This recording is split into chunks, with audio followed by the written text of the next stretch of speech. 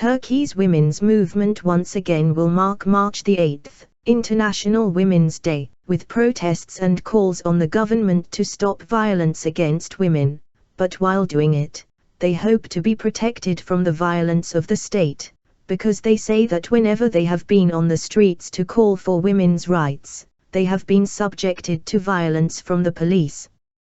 We have been calling everybody onto the streets on March the 8th, but we are also uneasy about it. Our calls are innocent, but we are worried how the government will take it.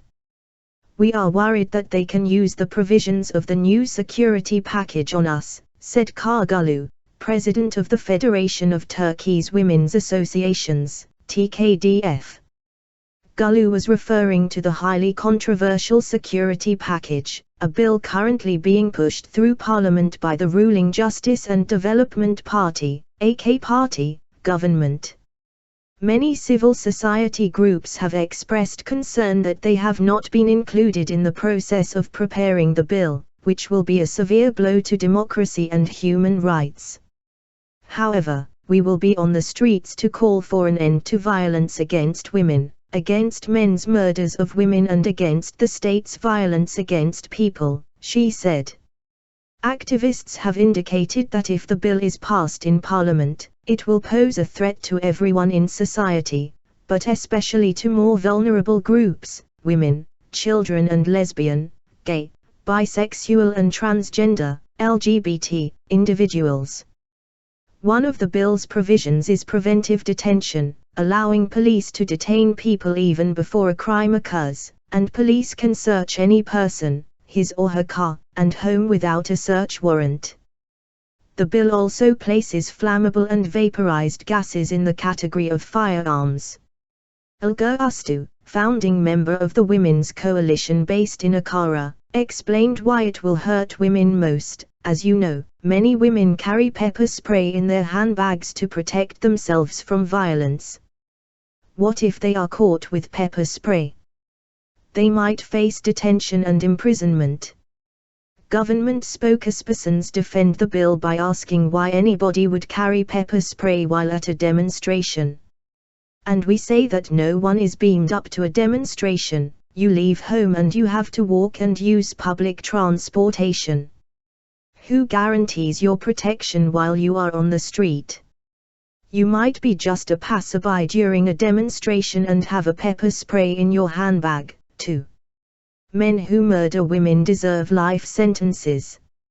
For the past 5 years, on March the 8th, the women's movement in Turkey has been demonstrating against either violence against women or the murders of women. This year, without official figures, they rely on their own tallies, either by monitoring the media or looking at the court records. Between 2002 and 2009, murders of women in Turkey increased by 1,400%, according to figures released at that time by the Ministry of Justice. Since 2009, the AK Party government has not provided the public with official figures on how many women have been killed by men. We Will Stop Women Homicides platform, Kadçayetleri Durdurakaz platformu, notes that 16 women were murdered last month and almost 300 women were murdered in 2014. Femicide and violence against women, again, are at the top of our agenda. And the recent, brutal murder of Özgürka reminded all that we need to repeat our call to go onto the streets, on March the 8th, said Gülsüm Kağ from the platform. The woman she referred to was Özgürka Isla, a 20-year-old student who was brutally murdered while returning home from college in the southern province of Mesai. The minibus driver was accused of taking her into the woods, trying to rape her, and when she resisted, he allegedly beat her with an iron bar and stabbed her. When her body was found, she was burned and her hands were cut off, apparently to eliminate the DNA evidence. That was the straw that broke the camel's back for activists. Outraged, they held rallies across Turkey to protest violence against women. People wore black to mourn her death, and a group of men in stable donned miniskirts to support women. President Recep Tayyip Erdogan vowed to ensure that the killers receive the heaviest penalty. That's what women's organizations have been calling for years, the heaviest penalties for men who murder women.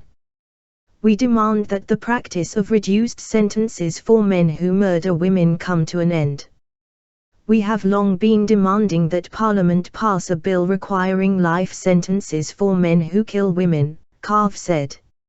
Another one of their demands is that the government adequately enforce a law passed in March 2012, number 6284, in accordance with the Istanbul Declaration, a Council of Europe Convention on Preventing and Combating Violence Against Women and Domestic Violence, also known as the Istanbul Convention, which Turkey was the first country to sign in 2011. Last year, a United Nations Children's Fund (UNICEF) report titled Violence Monitoring and Indicators Guide revealed statistics on violence faced by women and children in Turkey. The report stated that 37% of female victims of male violence are under the age of 18 and 39% of violence committed by men against women occurs at the hands of husbands of the victims. Courts are on the side of men when handling domestic violence against women, and this attitude has encouraged further violence. Authorities have been minimizing the importance of complaints of violence against women. There are even cases that women have been pushed for retraction of their complaints, Kaf added. Top officials intimidate women by their words. Besides violence and homicide, there are many other problems that women face, from access to health services to education and low percentages of participation in politics. Berry Summers, former president and current member of the Capital Women's Platform, Basket Cad Platformu, said violence is indeed both a problem and a result of women's many other problems. In our society, women have been perceived through traditional religious references. Although Islam gives women a lot of power and equality, it has not been practiced. We have a patriarchal culture that is against women's freedom, she said. She also said that sexist remarks by some Islamic clerics have an influence in the society. One of the most recent examples was when Nurettin Yıldız, president of the Social Fabric Foundation, Sosyal Doku Vakfı, said publicly that 6-year-old girls can be married. His words did not receive harsh public criticism by the government.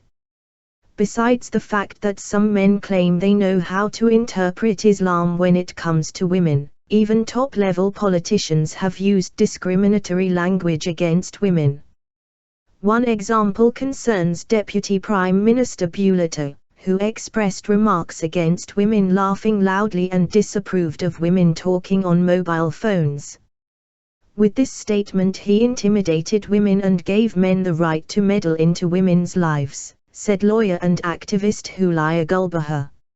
Summers pointed out that the Istanbul Declaration has clear statements about the issue, saying that it is the obligation of the state to fully address violence against women in all its forms and to take measures to prevent violence against women, protect its victims and prosecute the perpetrators. Failure to do so would make it the responsibility of the state, she said, adding that sexual crimes occur all over the world, but the difference occurs when it comes to how women are treated when a legal process starts, if it really starts. In societies where gender equality has been achieved, perpetrators have been harshly punished. In Turkey, women have been victimized again and again, and perpetrators get away with reduced sentences, she said. Rights defenders say there are many ways to reduce violence against women, lift women out of poverty, empower them to be full and equal members of society, have girls stay in school longer, have decent job opportunities available to them after they graduate, and break the cycle of early marriage and childbirth.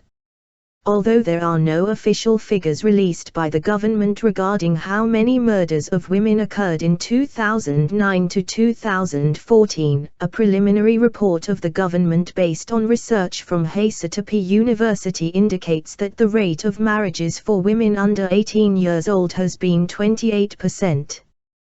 GovT statements influence attitudes of health professionals. Gender equality has a number of components, and reproduction is one of the key issues. One issue of particular importance is allowing women to decide if, when and how often they become pregnant. Not allowing women to decide on the issue leads to more deaths in childbirth, more deaths of women during abortions in unhealthy conditions, and more infant deaths. Hospitals are authorized in Turkey to perform abortions until the 10th week of pregnancies. The procedure is free of charge in state hospitals. Women's rights activists say that even though abortion is legal, women's right to abortion has been prevented in practice, especially in recent years.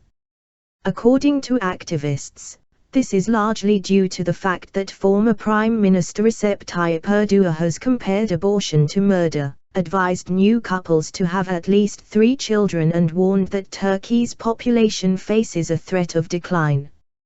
Moreover, his Justice and Development Party, AK Party, proposed a draft law in 2012 to introduce the right for doctors to refuse to perform an abortion on the grounds of their conscience and a mandatory consideration time for women requesting a termination. The bill was dropped, but the attitude of health professionals has changed. Women cannot get information from state hospitals on abortions, and they are not given appointments, because doctors are state-appointed public servants. They are afraid of getting some form of penalty by the government if they approve abortions, said activist and lawyer Yasemin Ounce. Murat, Purple Roof Women's Shelter Foundation, made a press statement last month following its investigation in 37 state hospitals. They were not able to reach the obstetrics and gynecology departments of 2 hospitals at all, and 3 hospitals told them that they cannot give information on the phone regarding whether or not they can perform abortions.